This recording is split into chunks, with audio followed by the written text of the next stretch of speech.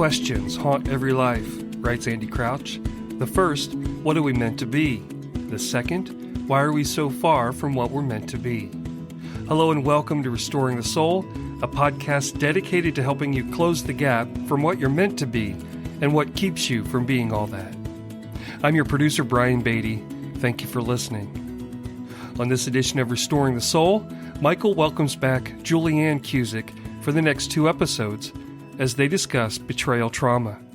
Today, they'll focus on barriers to overcoming betrayal trauma. Now, before we jump into the conversation, did you know that you can follow Michael and Restoring the Soul on social media? Simply do a search on Facebook and Twitter for the Restoring the Soul podcast, and you can also find Michael on Twitter by searching for him personally.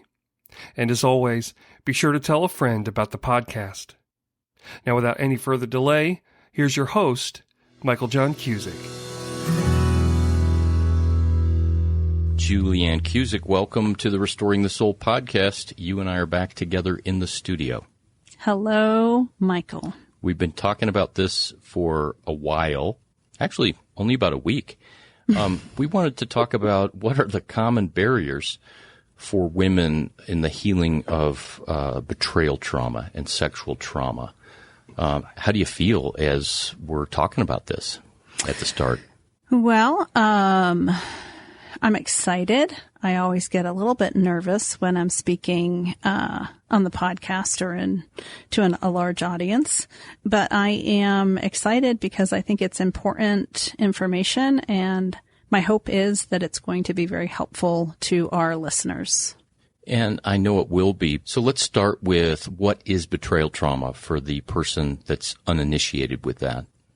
Trauma, as we've learned through Bessel van der Kolk and Andy Kolber and Barb Mayberger, can be a single event or a series of events that impacts a person's mental, emotional, and spiritual well-being. When we look at betrayal trauma, it's an injury based on a betrayal. So I could have a best friend who lies behind my back, stabs me in the back, and that would be a betrayal trauma. What we're talking about today is really intimate partner betrayal trauma, and that's the deepest level of a betrayal trauma, in that the person who's supposed to have my back, the person that I reveal my inner being to, my sexual being to, is the one that my intimate partner is the one who betrays me in some way. And this can be a financial betrayal. Today we're talking about sexual betrayal, but certainly a betrayal in an intimate partner relationship. And really what I would like you to unpack, it's kind of this question: why does a woman stay stuck in this process of betrayal trauma? And I want to say at the outset that this is not about blaming. It's not about shaming. It's not about saying that you're bad or that you are somehow responsible for your husband's issues. But what we've seen is that people come to Restoring the Soul to do intensive work, and they've been to many counselors, sometimes many, many counselors, and they're just spinning, and they feel like this happened 5 or more years ago, and I'm in the same place. Yes. So there are 2 major categories for the delay in healing from betrayal trauma. One we're going to address separately, and that's going to be therapeutic barriers to healing betrayal trauma. Kind of the treatment issues that stand in the way. Yes. Today, on this episode, we're going to look at common barriers relationally to healing betrayal trauma. So this would be what's going on in the relationship, what's going on in the wife, what's going on in the husband. And I want to say a word to the audience, listening audience, that for the sake of this podcast, and based on my experience, we're going to be using that the betrayer is the husband and the betrayed is the wife. And I just want to say that on the onset because I am well aware that there's a growing number of betrayed partners who are the husbands, and the people doing the betraying are the wives. Good clarification. Yes. So let's jump in. What's the first relational barrier? So the first is when the wife continues to find evidence of continued acting out. So she cannot get over a betrayal trauma while the betrayal continues. So I'm being told things are going well. There's healing in this area. We're trying to rebuild our marriage, but I keep discovering things. And they could be past, they could be present, but there's ongoing a lack of a full disclosure or hidden behaviors or secrets that are still coming to light. And it's impossible to recover from betrayal trauma when you're still a victim of betrayal trauma. It's like the person who is in combat overseas in the military and they experience traumatic warfare. They come back to the States, they have a furlough, and then they're redeployed, and they go back into having to go look for IEDs or being shot at or being shelled, and that person couldn't heal from their trauma while they're back in it. I'll never forget the moment when I was working with a woman before we knew a lot about betrayal trauma, and I said, you really have trauma from these betrayals. And she said, no, I'm being betrayed. I'm being traumatized ongoingly. And so how often do you see this where there's this re-traumatizing? Well, unfortunately, it can be part of the process because as with any type of addiction or sexual acting out, whether, drugs, alcohol, sex, gambling, shopping, eating, we have to be ready to address the deeper issues. And until we're engaged in that type of work, then many times there's repeated behaviors that, are ongoing. What is the next relational barrier? This is similar to the first one, although it's different. This still involves a continuation of acting out behavior, but this involves gaslighting. And for those who aren't familiar with the term gaslighting, I used to call it crazy making. It's basically when you're told one thing, but the reality is something different. So it's very crazy making. Gaslighting is the psychological abuse of consistently being lied to or being told half-truths that change a person's perception about what's real and true. So what I mean by that is the person doesn't have to be continuing to act out. However, if they are hiding any type of behaviors and they're lying about that to their partner, this type of lying and gaslighting can prevent healing from betrayal trauma. So give me an example of what gaslighting is. So first thing that comes to mind, many women will say, my husband is up in the middle of the night, and that's a trigger for me because he used to watch porn. So fast forward, husband's up in the middle of the night, wife wakes up, oh my gosh, he's not here. She's kind of in a panic. He's watching porn. And she goes back to bed, and the next morning she says, where were you? And he says, oh, I couldn't sleep, so I was watching TV, or I couldn't sleep and I was working on a work project. When in fact he really was watching porn and he's lied about it. So, or as I've heard, what do you mean? I wasn't out of bed.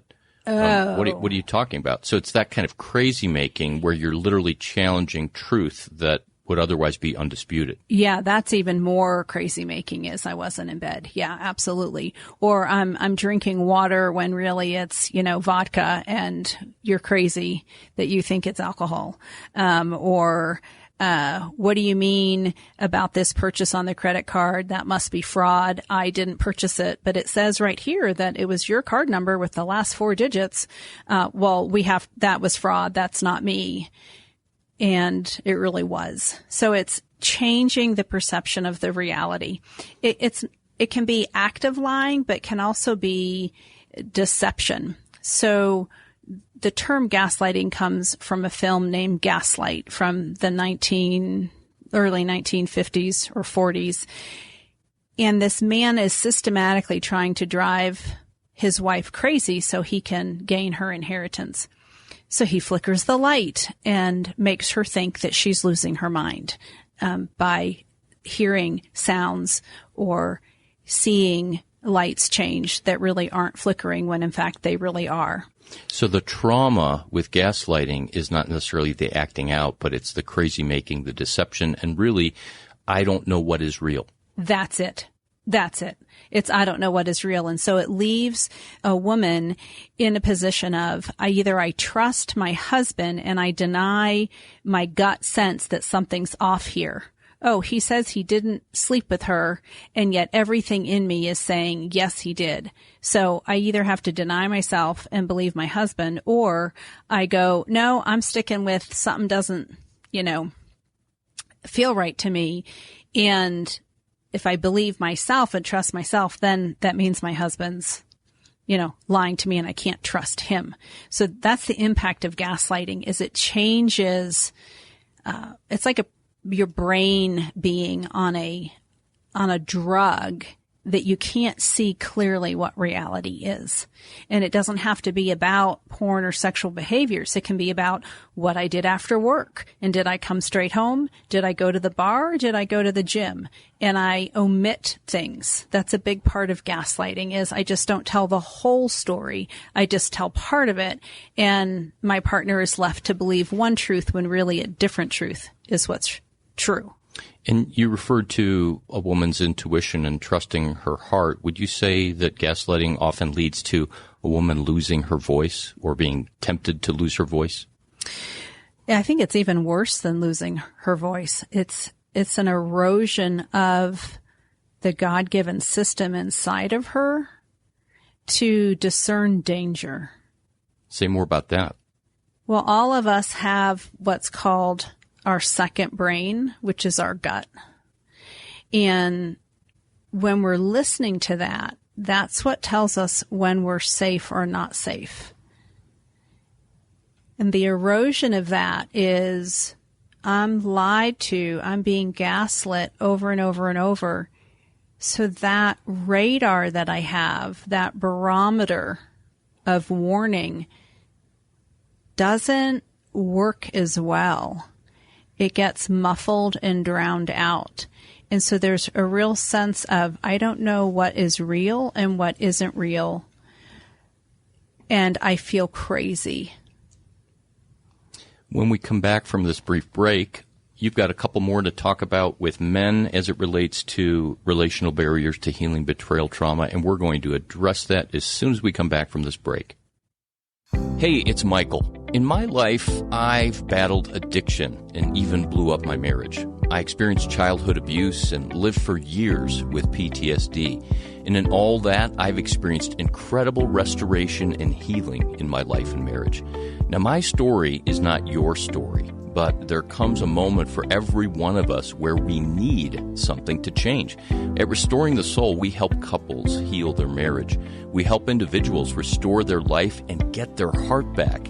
If you can't wait months or years to get unstuck and out of that rut you're in, our intensive counseling process in Colorado allows you to experience deep change, real breakthrough in half-day blocks over 2 weeks.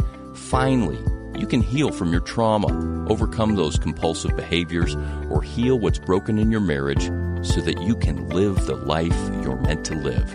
Visit restoringthesoul.com. Welcome back to Restoring the Soul. I am here talking to my bride of almost 30 years, Julianne Cusick, and we're talking about 7 relational barriers to healing betrayal trauma. Julianne, what is next? So I have 2 more on this portion in a relationship. The third barrier is a husband or man's inability or unwillingness to own their impact. So it's a minimization of the impact of behaviors. It's also not addressing the wounds, right? The impact of the behavior would be the wounds on his wife, on his partner. So he's willing to move forward and she's sitting there bleeding and he's either unwilling or unable to address those wounds. And we have both seen this so often, but where a husband is like, I know what I did was wrong and I know it was hurtful, but I just can't take this anymore. She's getting angry. She's frustrated. She's always anxious. She's not sleeping. And I just need to kind of get back to my normal life. Right.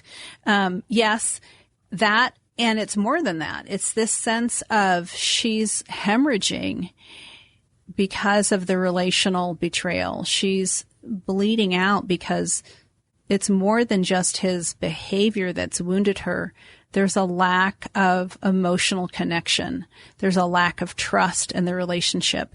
There's a lack of her wounds being addressed. So I had a woman describe it to me once as saying that she felt like she had been hit by a drunk driver and then was in the ICU for treatment, and everyone was paying attention to the drunk driver and not her. And she was the one with all the injuries. We can have a separate conversation sometime about what it is in a man that makes him unable to empathize and to allow himself to feel the impact of those wounds. But that's not what this conversation is about. Right. So what's the next relational barrier? Well, let me hold you back just a minute, because I also want to say that sometimes it's not the woman is crying or angry. Sometimes the woman is really longing to move forward in the relationship, but the barrier then is still his unwillingness to own his impact. And so she's saying, hey, I'm willing to forgive you, whatever it is. I just feel like you haven't told me the whole truth. And so this just feels like it's a barrier between us. I'm willing to stay with you and work through this and move forward. I just want to do so knowing the full truth. Because the heart feels unsafe. Exactly. Yeah. That's a really good point that I don't want to pathologize a woman per se. The stuckness might have nothing to do with the symptom or the manifestation of the betrayal. It might be purely that the husband has not given his heart and provided safety for her to just rest. Yes, absolutely. So another barrier, a relational barrier to healing betrayal trauma, is when the man is doing his work, he's going to counseling, maybe he's doing a 12-step group, SAA, but he's not communicating with his wife. He's not sharing his work. And so she's left really isolated and alone and not sure what he's really working on. So it's this not sharing the intimacies of, hey, this is what I talked about in therapy today, or this is what I'm learning about myself, or some really hard things are coming up from my childhood and I'm not sure how to process that. This inability or unwillingness to open up to the wife about his healing journey can be a barrier to her healing from betrayal trauma. So I'm wondering if you've ever seen an instance where a husband wants to share his journey and process, and it's not good for the healing process for the wife with betrayal trauma. Well, yes and no. We have to agree on what's good and what isn't good for the wife. And that's not something that you or I can decide. That's something that each wife needs to decide for herself, how much she wants to know. My go-to, and I've said it before, is specific but not graphic information. So categories of acting out behavior, not the specific details. What I'm talking about is not less about the acting out behaviors and more about, hey, I'm in therapy and I'm doing some work and I'm taking a deep dive, but I'm not telling you any of what I'm learning. And so that leaves you out, in an open field, not knowing what's going on. That can be a barrier in healing the betrayal trauma because the wife doesn't have information of, hey, is he really getting something out of this therapy? Is he really changing, or is he just going and checking the boxes? Many times wives will ask and husbands are reactive and they don't want to share. It's that not sharing that hinders the healing. So to state this another way, a husband, to help his wife heal, can actively engage in sharing with her about the healing process in therapy, in his recovery meetings, and to really use that as a launching pad for building intimacy. Yes, absolutely. If what has broken the relationship is not just the behavior, but the hiddenness and the secrets, the lies, the dishonesty, then one of the bridges to recovering that is transparency, being forthcoming, sharing about the healing journey. So, Julianne, there's relational barriers that are things that a woman will struggle with. So talk about the wife. Yes. Well, one of the ones that I see quite frequently is unresolved past trauma. And as we've learned, as we've talked about trauma together, for those who haven't listened to the podcast with Andy Kolber, we talk about how trauma piggybacks on trauma. In other words, if I have a traumatic event happen in my childhood and then something similar happens in adulthood, that past trauma gets reactivated. So many times women aren't able to heal as easily or as readily from betrayal trauma because past trauma is reactivated. And this isn't something that a woman chooses. It isn't something any person chooses. We all have trauma. And when that is unhealed and we re-experience trauma, our hippocampus remembers very primitively, hey, this happened before, this was unsafe, this was dangerous. Our central nervous system gets activated. The amygdala starts yelling, warning, warning, warning, and we go into fight or flight, freeze or fawn. And that becomes then a barrier to healing. And it's really difficult for a woman to try and heal from two different levels of trauma at the same time. I have noticed that sometimes it can feel like minimization when I've been talking with a betrayed spouse, a wife, and maybe it's because I'm a man. I even own that it could be that I'm not communicating well, but that it sometimes feels like a minimization of the wound of betrayal in the present when there's conversation about past trauma. Have you experienced that? Yes, and we certainly don't want to minimize the present trauma or the betrayal trauma. I've seen this happen where a husband has said, oh, this isn't me, this is something that happened in her past, whether it was X, Y, or Z. That kind of minimization is really, really damaging. So that also would become a barrier to healing. I'm talking about the woman really being flooded with the impact of betrayal trauma. So her system is so traumatized and she's dealing with multiple levels of trauma, getting to a place of safety, getting to a place of emotional regulation, to be able to do the healing work that takes time. So what is the next barrier? This is a hard one, Michael. Sometimes the barrier is really a woman's inability or unwillingness to take necessary steps to keep herself emotionally safe. If I'm sleeping in bed next to my husband and my husband is actively lying to me, that is not allowing a context for my central nervous system to be at rest or at peace. I'm literally, quote unquote, sleeping with the enemy. So some women are afraid to ask for separate bedrooms or a separation. And many times having that space to allow each party to heal is really beneficial, and done well with therapeutic guidelines and agreements and boundaries, and time limitations and goals for each person can be really, really helpful. Some partners are so scared to risk a separation that they stay where they are. There's a belief in the church, right, that the divorce is wrong and you have to stay.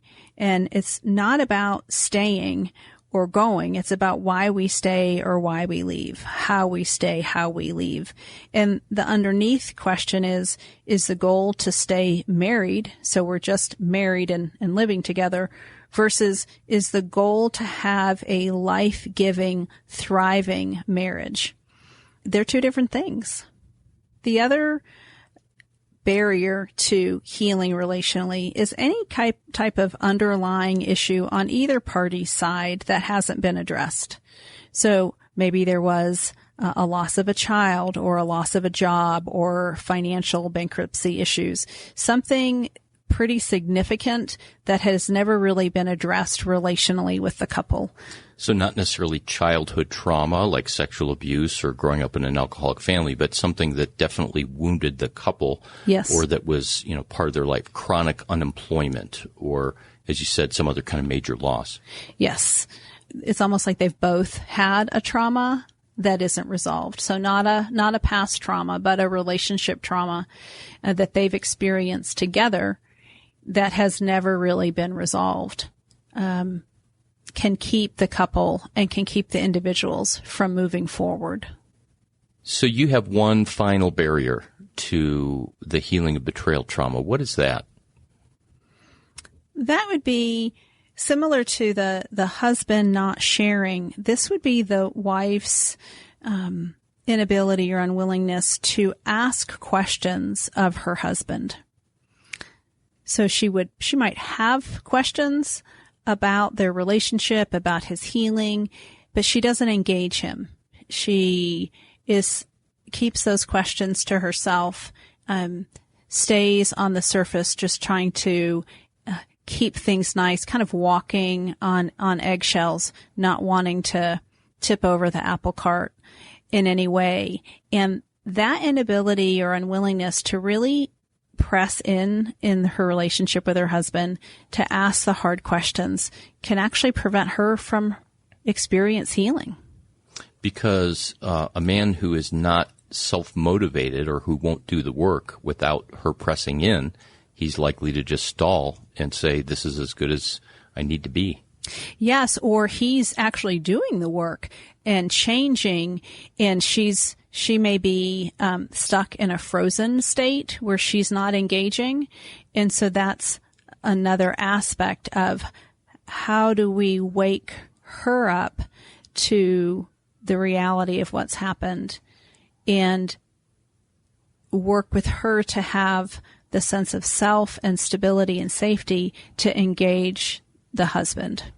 So you're referring to how on the one side of trauma, there's the fight or flight, which is that activation of our nervous system. But on the other side, it's the freeze, it's the numbing. And very often that's the case too. And as you said, there needs to be a waking up. Yes, many women are just afraid to ask questions about, is their husband still acting out?